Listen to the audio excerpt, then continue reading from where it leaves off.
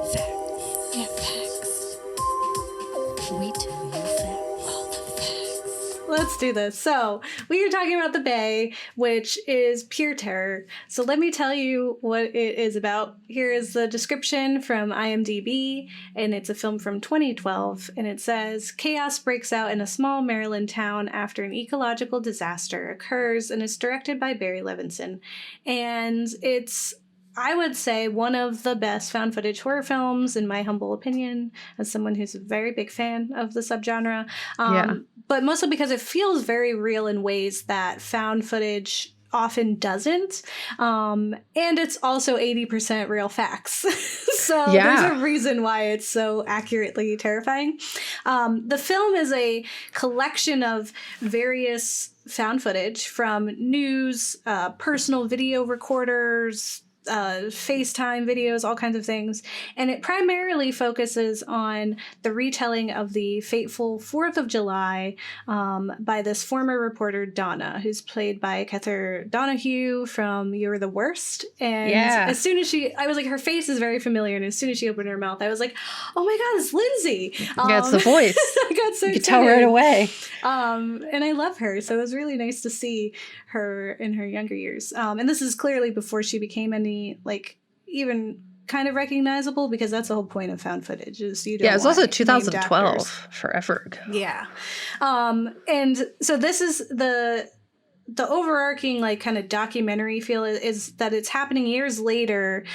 She is breaking her silence, and thanks to the helpful WikiLeaks adjacent site, GovLeaks or something, footage that had been covered up by different governing parties now available to the public, which that's what WikiLeaks does. And if you'll remember from the horrible Devil's Pass, they also try to use a WikiLeaks-esque site to explain their footage. But unlike most found footage films, The Bay features a natural and believable eclectic mix of footage and stories. Like, sometimes it's like, okay, what are the odds that we would have footage in this location or this time, or that the audio is enhanced in certain ways? But that just kind of comes with the territory of found footage, is that you're going to get... it's still a movie. End of the day. But what I really loved about it is that we don't follow just one Marylander. We are essentially spending time with all of Claridge as a whole, and getting to see them on this personal level that makes it even more horrifying when you see how unhuman or inhuman the parties in control are. Because they're not seeing these people as people. Just neglect. Pure neglect all the time.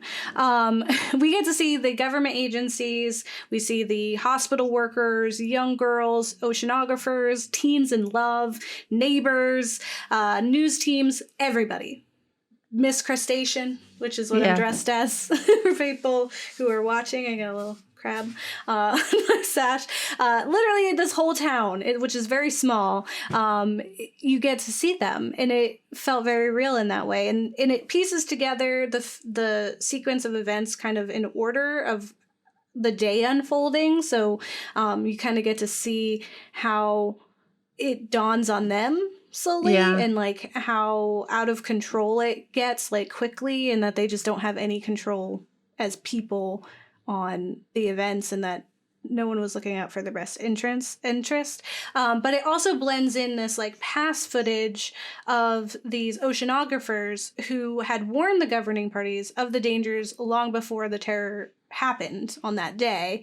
And it's interesting because you'll have the like, what's happening in the day, and there's like a crab eating contest, and then it's like ominous, like, here's the oceanographers on a boat being like, this water is bad. And then you have, like, flash cut to the governor being like, or the mayor being like, I love this water, it's so clean. Which I thought was, they showed that scene so many times. Like, look how crystal clear it is. Like, that's not how you, okay. But in the film, like, we really just start with this cute and quaint, small waterside town with Miss Crustacean pageants and crab eating contests and the promise of fireworks and just, like, family fun time. And not soon after the Independence Day festivities begin, we hear the mayor and the former, what was he, vacuum salesman? Balk at rumors that the water is unsafe. Like, he it's one thing if you just like were ignorant and you didn't know that like that, which is bad because that's like your job. But he's literally like trying to disprove any concerns and like telling people not to be worried and drinking the water and doing this whole thing. And he's like reveling in the booming poultry industry and touts about the power of the water purifier and like all this like business that he has brought to this small town. And he's like, people who are worried about the water, they're dumb. It's fine. I have the purifier and we're rich now. You're welcome. Human lives don't matter if there's money to be made. I think that's like how the CDC responds. Or not the CDC. They call the guy who's like a governor or something. And he's like, we can't shut down. It's there's tourism and stuff. Yeah, you're going to shut down on 4th of July weekend? Like, that's so much money for the... And it's like, okay, but people's, like, faces are exploding. Yeah. So, like, what do you mean? Like, our very tiny town is in trouble. And I think what's interesting is that the story really only takes place over one day. It's a span of a day. Quick die. The end of which results in the death of 700 of these Claridge citizens out of the 1,600 total that they had in the beginning. That is a big chunk of people. Big percent, And, you know, in the end, they're like, but it's one small town. It's literally what they say, which is super gross. So I'm going to get into some spoilers on the Bay. Definitely check it out. It's not for the weak of stomachs. It is pretty gruesome, even though it's like there are just scenes that they really get those bugs doing stuff you can't do. Yeah, definitely don't eat before or during like Kat did. And close your eyes if you need to close your eyes. And so you may wonder, how could something so awful happen overnight? And of course it didn't. It's not one night that it just happens that, you know, this is when we're seeing it. But the film informs us pretty quickly about the death of two of those oceanographers that I mentioned that we kind of see a little bit of. And their deaths are deemed shark attacks, despite them having suffered peculiar injuries that are kind of as if they had been eaten from the inside out. Yeah, you know, I heard once that one time the bull sharks, they did that, you know. I've heard of bull shark attacks, you know, Gabe. I heard of that. Out? Yeah, you know, one time my friend's cousin's neighbor was bit by a bull shark. So and this has nothing to do with putting my poultry industry in jeopardy. No. So they die, and the film is like, it's sus. But the authorities were like, it was a shark attack, and it's kind of weird that there's sharks here, but it happens, you know? But we learned that the oceanographers had been inspecting the water and the levels of toxicity, and they were growing concerned about that toxicity and it becoming this toxic soup in the bay that was having an effect on marine life. And throughout the film, we watched them uncover increasingly more horrifying things in the ocean, like as they're getting to literally the bottom of what's going on. Bad soup, not good soup. And they literally do get to the bottom of the ocean, and that's how they died. But their footage is every single time they like show it to us, the footage is followed by a title card explaining that they had like reached out to the appropriate office each time, like the mayor, and that there was no evidence that that office ever responded to the email. They're like, we have reports that it's very alarming that the fish are falling apart, and that because that information was free. Yeah, and they're like, no, gave them no money. And so they actually discover that the isopods have evolved because of a high volume of excrement from the poultry farms, which had become incredibly toxic just due to the variety of steroids and other chemicals that they were putting into the chickens to make them grow faster. So chickens are live beings that are growing faster, and now we're putting those same chemicals into the waters, and then that's making other living creatures grow faster, and it expedites the evolutionary process. And so then this evolved monstrous isopod then kills millions of fish and causes 40% of the bay to become lifeless, which is interesting because sadly, no, we just did that. It wasn't even an isopod that caused 40% of the bay to become lifeless. It's just people doing gross. Yeah. And something I found super interesting and what added to the horror of the film is that the director, Barry Levinson, was originally going to make a documentary about pollution and the crisis in Maryland's Chesapeake Bay, but then he found out that there were other productions happening, like this other team was creating a documentary under the same topic, so he was like, well, let's do a different genre, and it's still educational, it's still good, like, this is the best example of, like, how you could just scare people into conservation. Yeah. And you know the Ghouls love when a creator seeks to scare you into caring about issues. It's like our favorite thing. So this is like a #1 film. So the found footage part is what I think makes it really interesting, because it very easily could have just been like a narrative film where we just follow some characters or whatever. But the found footage really adds to it. Yeah. So I found some interesting facts about the film and how it was made on an Wired article titled "The Bay Spikes Cell Phone Footage with Environmental Horror" by Angela Watercutter. I'm going to be using a lot of quotes from them. Levinson used more than 20 kinds of digital cameras and cell phones, and because a lot of the film involves victims and first responders chronicling their experiences with the isopods, Levinson estimates about 1/3 of the flick was shot by the Bay's largely unknown actors, because it's more believable that way. Like, I think in Paranormal Activity, no one knew who those two people were, and they used their first names. Like, the actors' first names are what their names are as the characters, because it's just easier to say your name. And if people look you up, they see your name. I think this was like one of my favorite parts of the film, was just like all the different uses that were very real. So, as a lover of found footage, and I've said it a million times, if a film can effectively convince me that this is found footage and not footage pretending to be found, I will wholeheartedly suspend disbelief and enjoy the film. Yeah. Just like, I will be like, yeah, this is real. And, you know, like the fourth kind. Love it. And the Bay features a...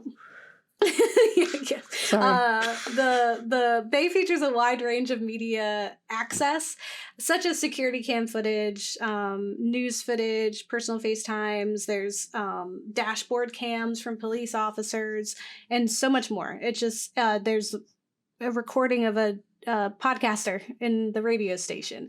And while in reality it's really uncomfortable to imagine all of your content, personal or otherwise, being accessed by an online file share service regardless of benevolence, it's not too far from how the real world works.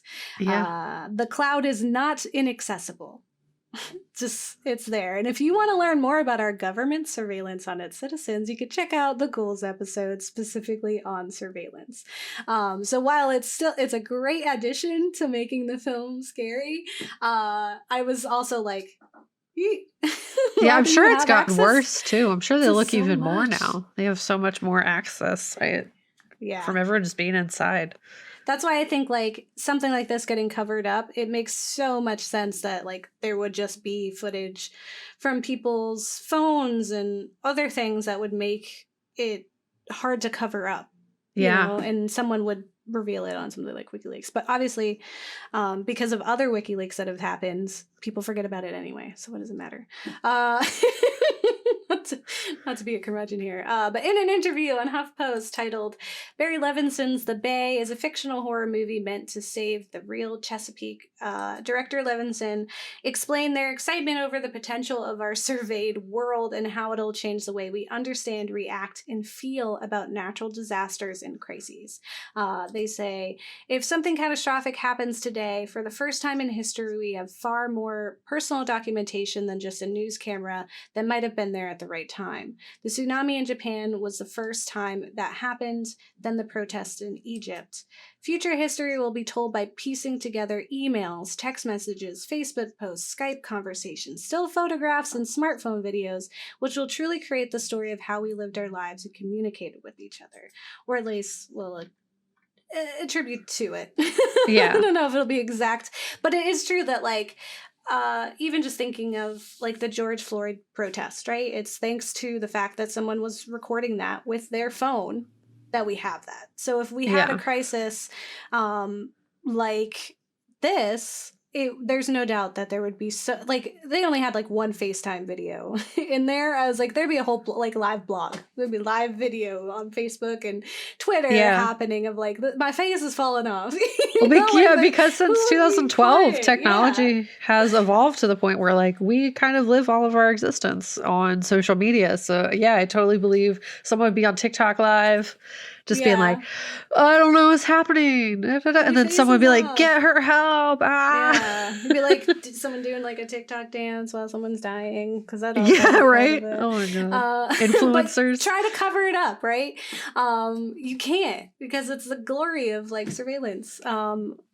When it's like us doing it. Anyway, with found footage films like Paranormal Activity, Blair Witch Project, Cloverfield, Host, and more, there's this kind of supernatural or otherworld make-believe experience that is definitely frightening and very fun to experience, especially in the found footage format. But there's a level to it that's so obviously fictional that as viewers, we can't like completely suspend disbelief. You're not just like, oh, this Cloverfield monster is real. Like, no one's really thinking that.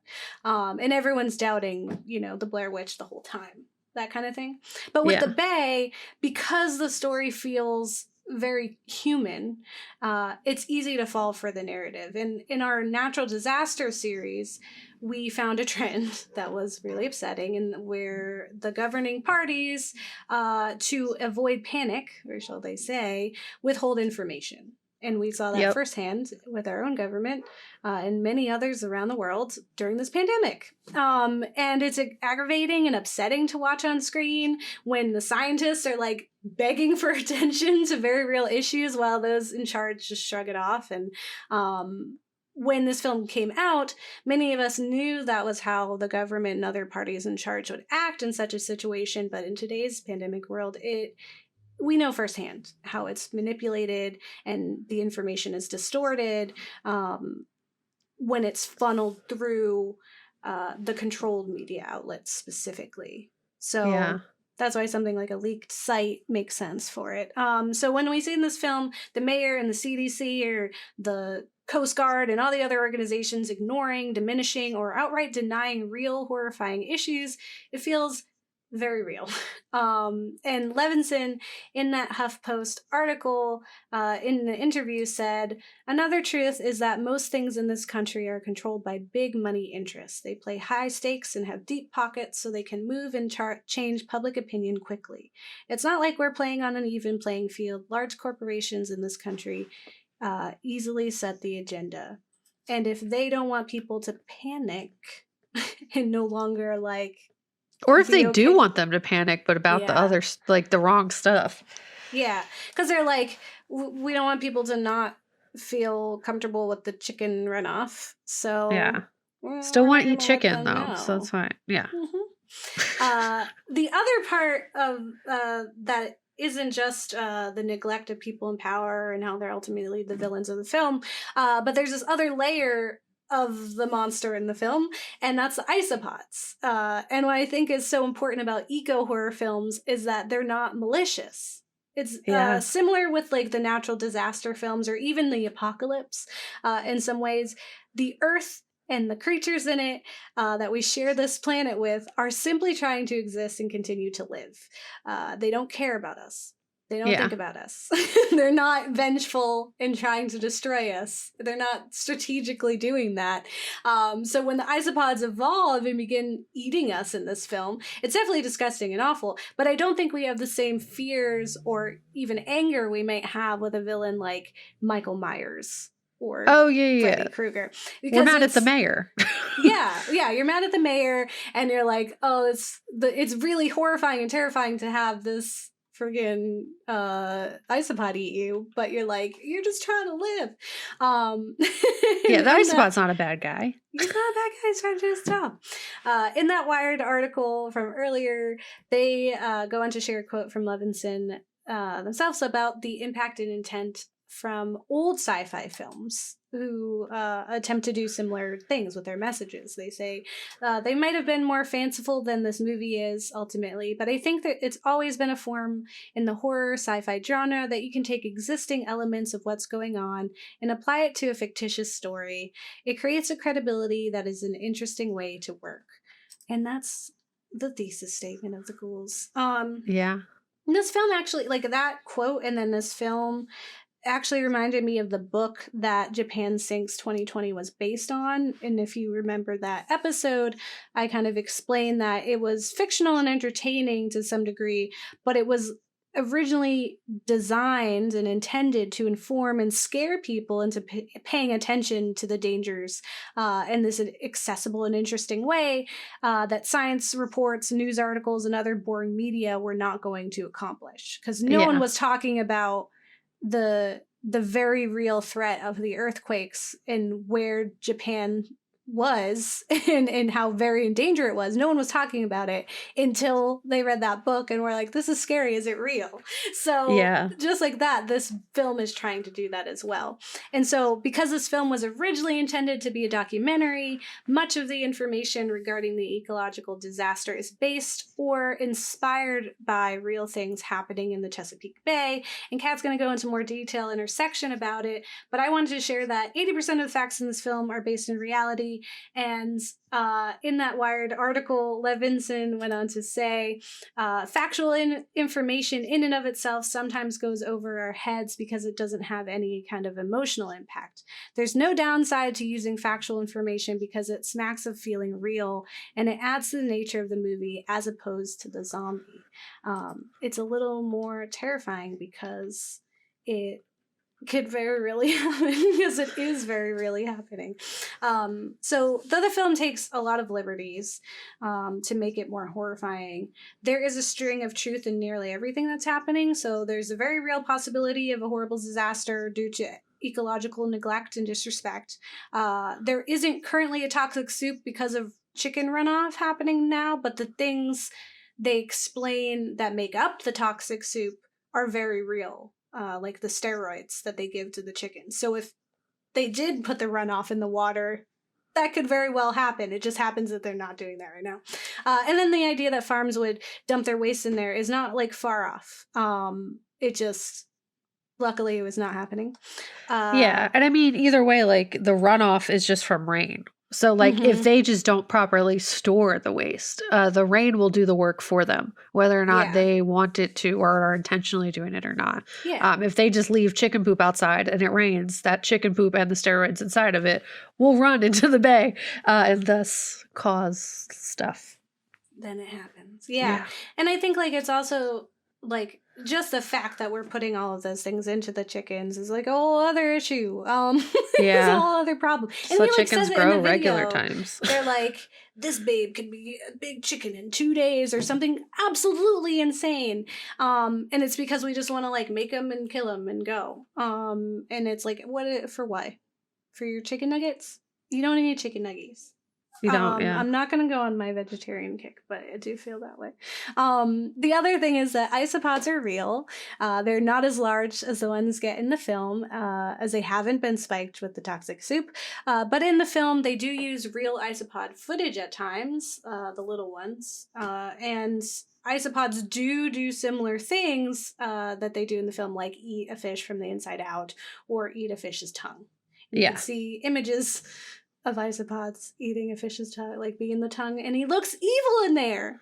He's evil. He's just like, I gotcha. I ate that tongue real good. Really, like, I was like, no, sir. This could be your tongue, human. Yeah, it could be Don't your cross tongue. me. There is pollution that is disturbing the marine world and how it operates, and our water filtration system is broken, and for a variety of reasons. And we, like I said, we will cover fracking in a later episode. So when the film poses these answers to the horror question, we believe it.